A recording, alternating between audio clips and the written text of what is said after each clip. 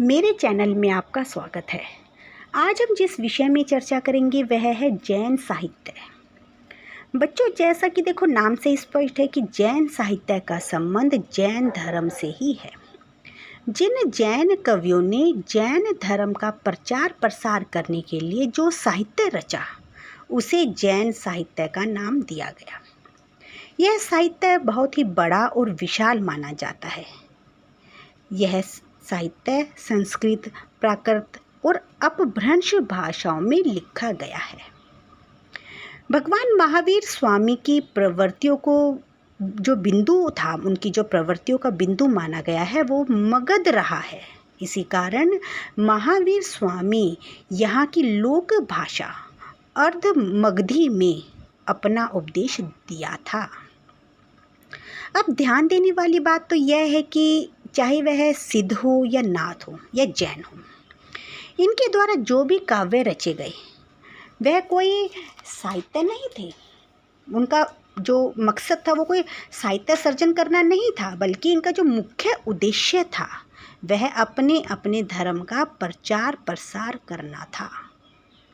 जैन साहित्य, जिसे कि आगम के नाम से जाना जाता है, आगम इसका प्रमुख साहित्य माना जाता है। जैन साहित्य को आगम के नाम से जाना जाता है और इसकी जो संख्या बताई जाती है वो 12 बताई जाती है। इस आगम ग्रंथों की रचना श्वेतांबर संप्रदाय के आचार्यों के द्वारा की गई थी और यह रचना उन्होंने महावीर स्वामी जी की मृत्यु के बाद की थी। आगम ग्रंथों में श्वेतांबर जैन प्रमाण मानते हैं, जबकि जो दिगंबर जैन है वो नहीं मानते। दिगंबर जो जैन थे उनके अनुसार आगम साहित्य में काल दोष माना जाता है। जैसे कि रचनाओं में विभिन्न ग्रंथ रचे, जैसे कि पुराण काव्य, चरित्र काव्य, कथा काव्य, रास काव्य आदि। जैन धर्म का प्रमुख ग्रंथ समय सार है, यानी कि जो जैन धर्म का प्रमुख ग्रंथ जिसे माना जाता है वो समय सार को माना जाता है। यह आचार्य कुंद देव द्वारा लगभग 2000 वर्ष पहले लिखा गया था और इसमें लगभग 115 गाथाएं सम्मिलित हैं। जैन धर्म के प्रथम संस्थापक ऋषभ देव को माना जाता है। वह जैन धर्म के पहले तीर्थकर थे। अब हम इसकी विशेषताओं के बारे में बात करेंगे। इसकी जो पहली विशेषता बताई गई है वह है रूढ़ियों तथा परंपराओं का विरोध। बच्चों, जैसा कि हमने सिद्ध और नाथ साहित्य में पढ़ा था कि इन दोनों ने ही रूढ़ियों तथा परंपराओं का विरोध किया है, ठीक इसी प्रकार जैन संप्रदाय ने भी इस परंपरा का विरोध किया है। उनका मानना है कि मन की शुद्धता ही हर व्यक्ति के लिए आवश्यक वस्तु है। जैन धर्म किसी भी मंदिर, तीर्थ, मूर्ति पूजा, शास्त्रीय ज्ञान, तंत्र मंत्र को नहीं मानते, अर्थात इन्होंने अपने साहित्य में इन सब का कठोर विरोध किया है। इसकी जो मुख्य दूसरी विशेषता मानी गई है वह है विषय की विविधता। अर्थात बच्चों, जो जैन साहित्य है वह एक धार्मिक साहित्य है, लेकिन धार्मिक साहित्य होने के साथ साथ जैन धर्म में सामाजिक तथा ऐतिहासिक विषयों की कथाओं को भी धर्म में शामिल किया गया है। जहाँ तक धार्मिक विषयों का संबंध है, जैन रचनाओं में लगभग सभी प्रकार के विषयों का समावेश पाया जाता है। अगली विशेषता है उपदेश मूलकता। उपदेश जैन साहित्य की प्रमुख प्रवृत्ति माना जाता है। जैसे धर्म के प्रति दृढ़ आस्था और इस धर्म का प्रचार प्रसार ही इसका मूल तत्व माना जाता है, यही कारण है कि इस साहित्य में तपस्वियों तथा महान यात्राओं के जीवन का वर्णन किया गया है।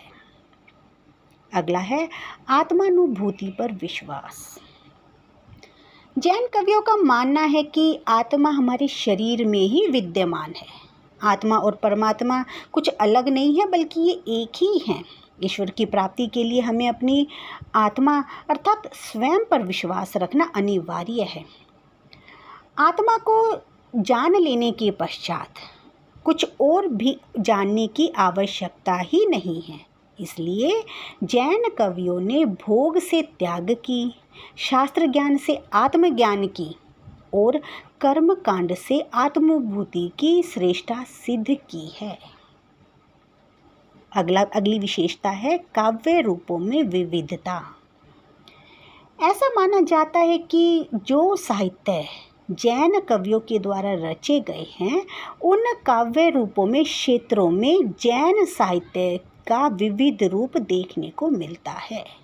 जैन की इस काव्यों में रास, गाथा, गीत, स्तुति, महात्म्य, उत्साह आदि प्रकार पाए जाते हैं।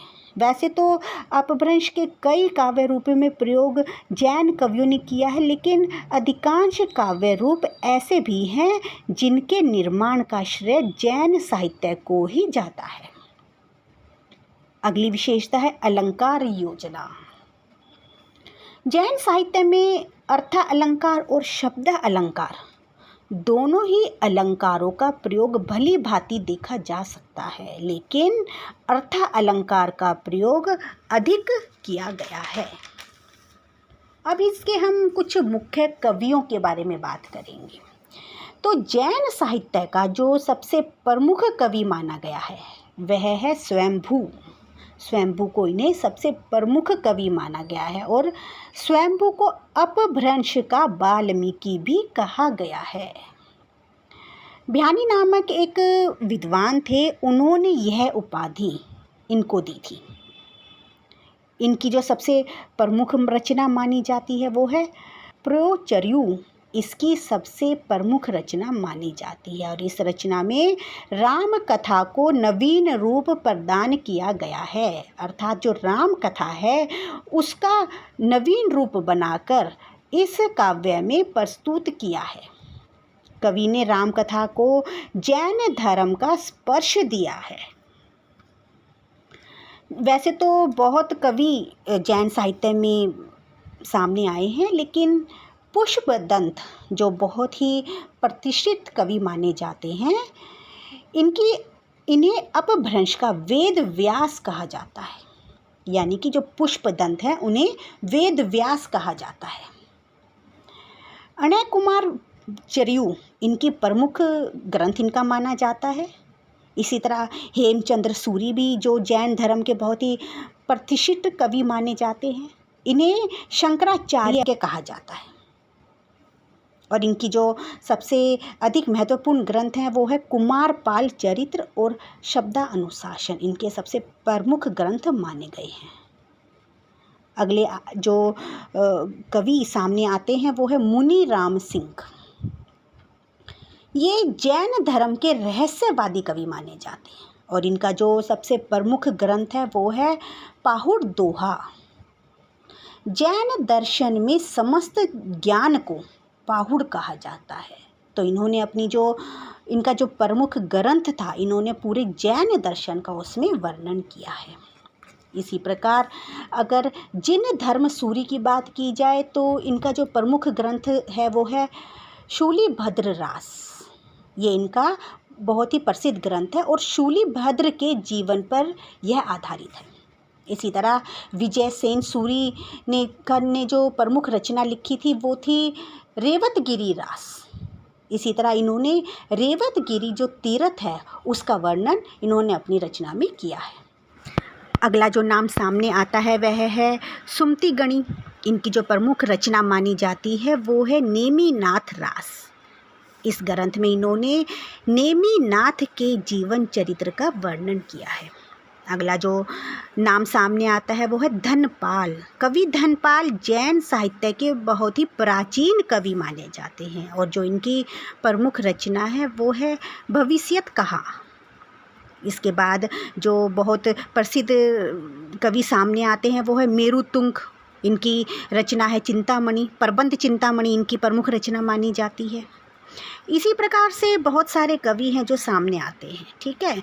लेकिन अंत में यही कहा जा सकता है कि आदिकाल में जैन साहित्यों का बहुत ही प्रमुख स्थान रहा है और इसमें सिद्ध और नाथों की परंपरा भी देखने को मिलती है।